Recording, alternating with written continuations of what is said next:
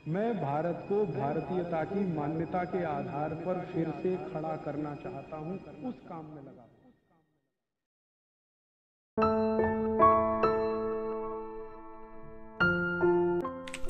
केवल स्वदेशी नीतियों से ही देश फिर से सोने की चिड़िया बन सकता है।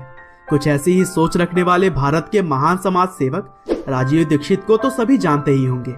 वह एक ऐसे महान इंसान थे जिसकी जरूरत भारत को इस समय सबसे अधिक है, क्योंकि यही वह इंसान थे जो कि सच्चाई पर भरोसा और बिना किसी डर के बुराइयों के खिलाफ जोरदार आवाज उठाने की हिम्मत रखते थे। और इसीलिए देश के सभी लोग इन्हें सम्मान के साथ राजीव भाई के नाम से बुलाते। और दोस्तों, राजीव दीक्षित के रग रग में स्वदेशी की चिंगारी थी। साथ ही वह जो भी जानकारियां अपने स्पीच के जरिए जनता को देते थे वह पूरी तरह से सबूतों और तथ्यों पर आधारित होती थी, और इसी वजह से उन्हें कोई भी गलत साबित नहीं कर पाता। तो दोस्तों, आज के इस वीडियो में भी हम राजीव भाई की पूरी लाइफ स्टोरी को जानेंगे कि किस तरह से इंजीनियरिंग की पढ़ाई करने के बाद भी उन्होंने बड़ी बड़ी कंपनियों में काम न करके देश के लिए अपना जीवन समर्पित कर दिया। तो दोस्तों, इस कहानी की शुरुआत होती है 30 नवंबर 1967 से, जब उत्तर प्रदेश के अलीगढ़ जिले के नाहा गांव में राजीव जी का जन्म हुआ। उनके पिता का नाम राधेश्याम दीक्षित था और उनकी मां का नाम मिथिलेश कुमारी।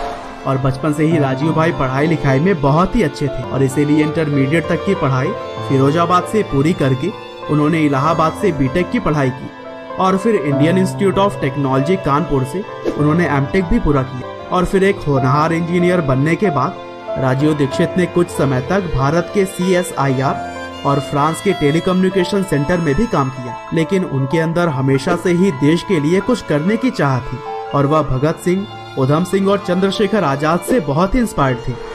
और फिर जल्द ही राजीव भाई का ध्यान विदेशी कंपनियों के द्वारा भारत में किए जा रहे लूटपाट पर गया। उन्होंने देखा कि विदेशी कंपनियां घटिया माल बनाकर इंडियंस को बेचती हैं और फिर पूरा मुनाफा भारत से कमाकर अपने देश में ले जाती हैं। और इस समस्या से बचने के लिए उन्होंने लोगों को जागरूक करने का काम शुरू किया। उन्होंने देश की जनता से यह अपील की कि स्वदेशी चीजों को अपनाएं और विदेशी कंपनियों का बहिष्कार करें, और अगर ऐसा करेंगे तभी देश का विकास पॉसिबल है। और अपने इसी आवाज के साथ वह काफी कम उम्र में ही 12,000 से भी ज्यादा प्रेजेंटेशन दे चुके थे, जिसमें कि भारत में यूज किए जाने वाले 5,000 से भी ज्यादा विदेशी कंपनियों के प्रोडक्ट्स के खिलाफ उन्होंने स्वदेशी आंदोलन की शुरुआत की। यहाँ तक कि उन्होंने अपने देश के कंपनियों के नाम के पर्चे भी बंटवाए, ताकि लोगों को पता चल सके कि कौन सी भारतीय कंपनी है और कौन नहीं।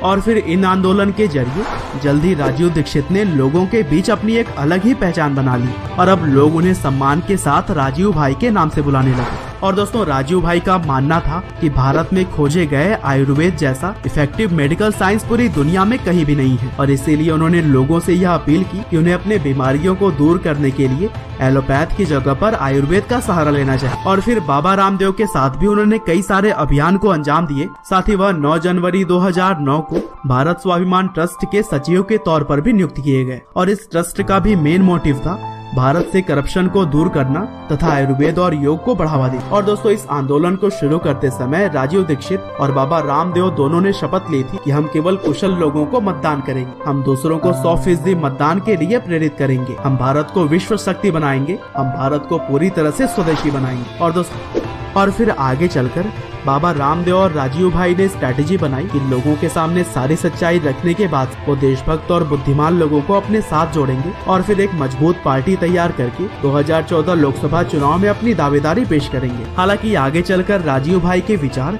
कई बार बाबा रामदेव के साथ मेल नहीं खाया करते थे, और इसी वजह से दोनों के बीच थोड़े विवाद शुरू हो गए। और राजीव भाई के समर्थक मानते हैं कि बाबा रामदेव अब राजीव दीक्षित की लोकप्रियता से घबरा गए थे, और इसीलिए उन्होंने राजीव के खिलाफ बहुत से षड्यंत्र रचने शुरू कर दिए। और फिर एक बार जब राजीव भाई छत्तीसगढ़ के दौरे पर थे, तब वो अपने दौरे को पूरा करने के बाद 30 नवंबर 2010 को भिलाई पहुंचे, और फिर भिलाई से दुर्ग के लिए रवाना होते समय कार में ही उन्हें दिल का दौरा पड़ा। हालांकि उन्हें जल्द ही अस्पताल लेकर आया गया, लेकिन दुर्भाग्य से उनकी जान नहीं बच सकी, और इस तरह से देश के लिए पूरी जिंदगी न्योछावर करने के बाद उन्होंने इस दुनिया को अलविदा कह दी। हालांकि बाद में राजीव जी के समर्थकों ने उनकी हत्या का आरोप बाबा रामदेव पर लगाया, क्योंकि समर्थकों का मानना था कि मौत के बाद राजीव जी का पूरा शरीर नीला पड़ गया था, जैसे कि किसी को जहर देने के बाद होता है। और पोस्टमार्टम के लिए कई बार कहे जाने के बावजूद भी ऐसा नहीं किया गया। और फिर राजीव दीक्षित का पार्थिव शरीर उनके घर न ले जाकर के पतंजलि शिविर ले जाया गया। हालांकि हत्या का आरोप कभी भी साबित नहीं हो सका और इसी वजह से हम भी इन बातों की पुष्टि नहीं करते हैं।